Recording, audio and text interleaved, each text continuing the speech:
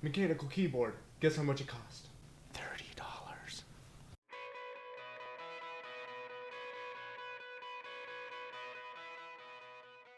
Alrighty, so today we're going to be taking a look at the $30 Rosewill Striker RK-6000 mechanical gaming keyboard. And super cheap, $30 is what I bought it for on Newegg. Last I checked, they were sold out.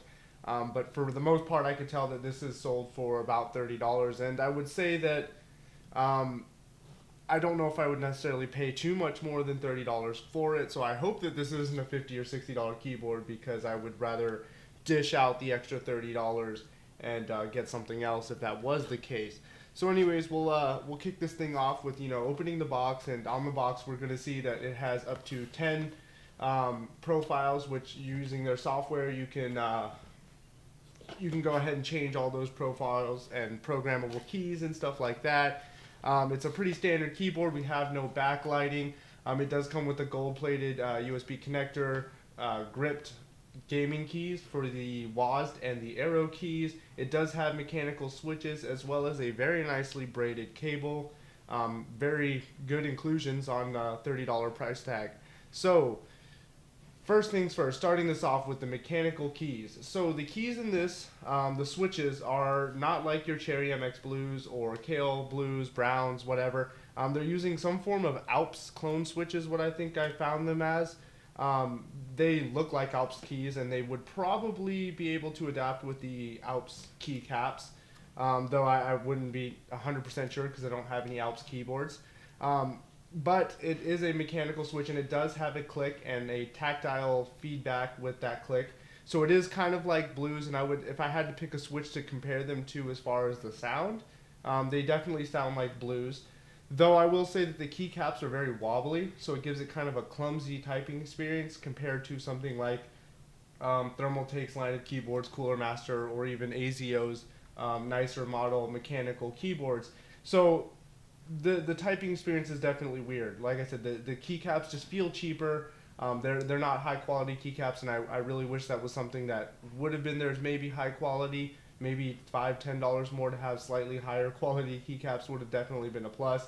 But the keycap wobble is real, and that is definitely not a deal breaker, but it's one of the most biggest downsides that I would see with this keyboard, is having those extremely wobbly keycaps. It gives for a very clumsy typing experience.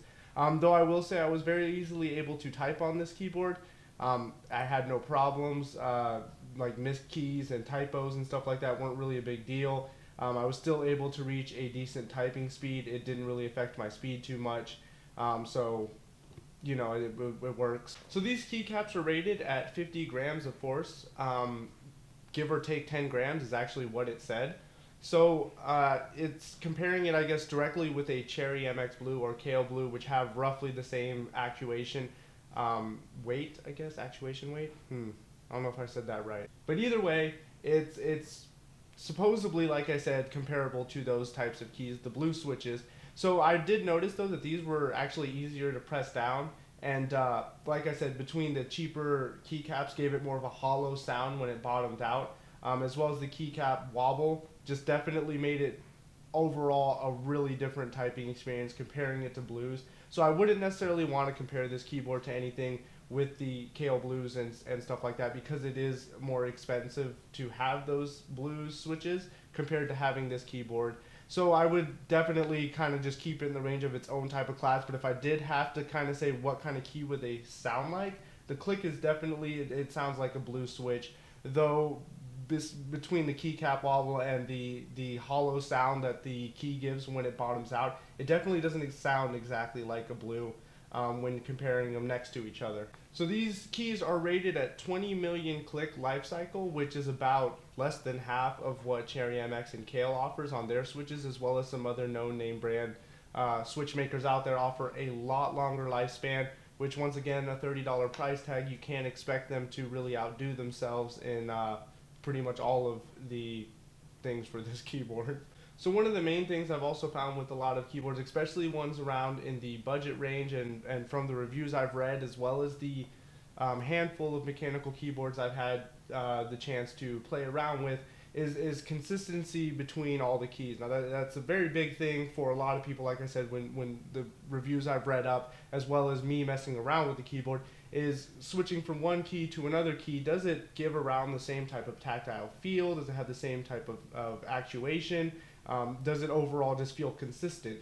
Now this key's layout overall, everything feels fairly consistent. There are slight switches between certain types of keys, but I will say the main key that really stuck out was the space bar. In fact, I've noticed when typing really fast, the clicks, like, they go almost unnoticed, especially on the space bar. So when you're like, typing up a storm and got a lot of words going and you constantly spamming the space bar, it starts to kind of fade out the click of the space bar and you can't really feel the actuation of it, which isn't necessarily too bad, and it wasn't anything that bothered me, but it was something that I had noticed. So as far as the overall keys and how it felt, like I said, for consistency, it was fairly decent, better than I expected, but still like nothing compared to a higher end model keyboard. So as we make our way around the construction of the keyboard, we see that we have a very standard layout, no backlight sadly. We have an acrylic cut at the top for the caps lock, num lock, and scroll lock lights to show through and let you know that they are activated.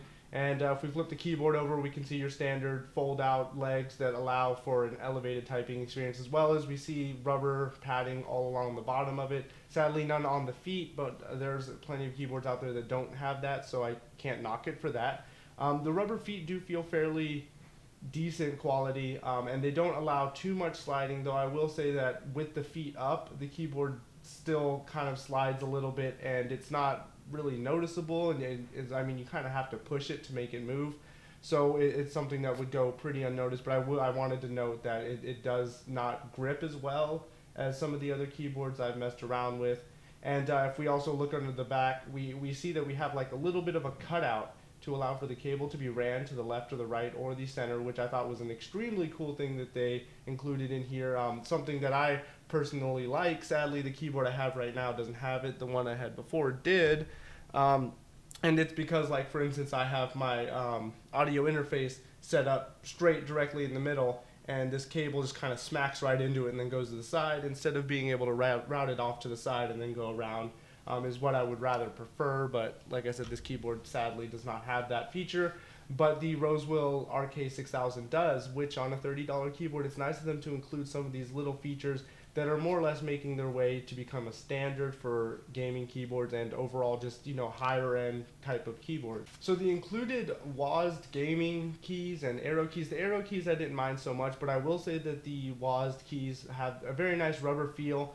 But I definitely could see like my fingers getting strained on them a little bit because they are a little bumpy, and I feel like after a few hour game session you would feel like it would start to get irritated, your skin would start to get a little raw from rubbing on a bumpy surface for long periods of time or pushing down on it really hard.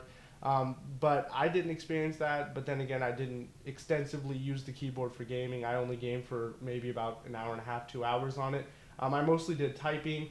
And when I was typing with those keys on there, the included keycaps, I did notice myself stumbling over them a lot because they're a decent amount wider compared to the standard keyboards that are, or keycaps that are on there, and they don't have as much space in between them. So it was hard to tell the difference of which key I was over at any certain point in time, and I kept fumbling over them a little bit, and it did something you would definitely have to get used to. But like I said, it's hard to differentiate the key you're over at the time. It's hard to make tell which key you're hovering over, and typing on it was just kind of like I didn't like it, so I immediately took them off. Though I would say for gaming it was kind of nice. It felt kind of different, I guess. Maybe that's why it was nice, was because it was something different. But at the same time, I would still prefer the regular keycaps over those included ones. But that's all personal preference. I just thought I'd let you guys know that typing on it wasn't the best for me. Like I said, I had a little bit of trouble figuring out where I was over the keyboard, and I would get mixed up. Though I was able to kind of keep a steady, decently fast typing speed. It didn't slow me down too much. It was just something that I definitely felt and noticed when I was typing. When I was overall going through the keyboard and putting it through its paces, I tried to see how many key rollover it had, 6 key or N key. And I read all over the box. I looked up on where I bought it from Newegg, and it didn't say anything about how many keys you could press at the same time. So I decided, why not just check it out myself? So I plugged it in, and The most I found was 10 keys. So you can press up to 10 keys at the same time and they will all register just fine, which is more than enough for most standard users. So I don't really see it being too much of a problem, not to mention if some keyboards only offer a 6-key rollover and this one's offering the N key, or 10 key, I mean, slightly, 4 keys more. Now I will say that it's good and bad at the same time because nowadays it's getting kind of standard for a decent gaming keyboard to have N key rollover, and 10 keys is just, like I said, it's more than enough, but some people might see it as a complete turn off.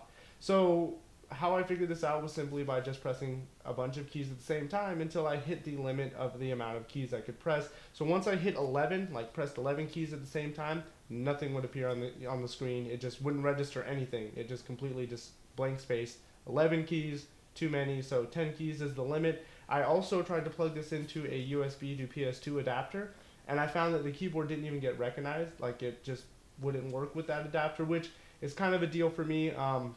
Once again, I have so many things plugged in the back of my computer, like 24/7, between the webcam, the audio interface, and headphones, and you know what I mean, just a bunch of stuff and not enough USB ports in the back. So it was kind of sad when I was like, oh man, I have to use the PS2, or I can't use the PS2 adapter, and have to kind of plug it into one of the USB ports that I always need. So, I mean, most people won't run into that issue, but I thought I'd let you know I couldn't get the thing to work with the PS2 adapter. Maybe it's Windows 10, because I've had bugs with Windows 10 pretty frequently. So maybe it's Windows 10, but if not, it just doesn't work with the PS2 adapter. And once again, something I thought I'd bring up. Well, this is a great keyboard in a budget, $30, which is a very low populated budget, including the knockoffs of Chinese knockoffs you may be able to find online. It still leaves a lot to be desired as far as a mechanical high-end quality keyboard. Obviously, the switches aren't near as good. The keycaps are, lighter and feel kind of like hollowish. And I mean, I know they're technically hollow, but they feel like lower quality material or less material used to make them, as well as the lack of any type of cool functions that other keyboards might have. It does definitely leave a lot to be desired. But overall, it's a great keyboard. And I will say this. If I was going to make the choice on should I buy this, I would ask myself some questions. And the first question would be, do I have $90, $80, around that area to spend on a keyboard? And if I did, would I buy it? You know what I mean? Like, do I have $90 and will I be able to spend it soon on a keyboard? If my answer is yes, then I would kind of pass this keyboard up and save my $30, because chances are you're going to get this keyboard and go and spend the $90 on a new one anyways, because you want that more higher quality feel. Now, if you're not sure about gaming keyboards and you kind of just want to try one out, I would definitely say that this is a good way to go to kind of get the experience, as long as you keep in mind that the experience will get better with the more money you spend, obviously. So this keyboard, comparing it to any of these $80, $90 like standard price that you would pay for a half decent mechanical keyboard, those would blow this one out of the water hands down every single time, as far as feel, responsiveness, everything. So just keep that in mind, that it will get better. Don't buy this keyboard thinking like, I want to feel a mechanic keyboard, and oh well, this thing feels like crap, all mechanical keyboards are crap, because that's definitely not true. And I think that this could definitely give new users to mechanical keyboards a kind of misconceived conception about how they actually feel. They would actually think that like maybe this is how they all feel and they're not worth it and I don't like it, but that's not true. They don't all feel like this. This is just kind of a dumbed down, very cheap version of how they actually would feel. So like I said, if you're kind of wanting to experience what it was like, what a mechanical keyboard's like, what the click sounds like, overall, you can go ahead and I would say take it, pick it up, and see if you like it. But if you're willing to spend the money on a higher quality one, I would definitely just opt out and just go for the higher quality one. So that would be my take on exactly what you should do. Obviously, the choice is yours. So before we head out here, I guess the outro is just going to be a sound test, and we'll let you guys hear how the keyboard sounds.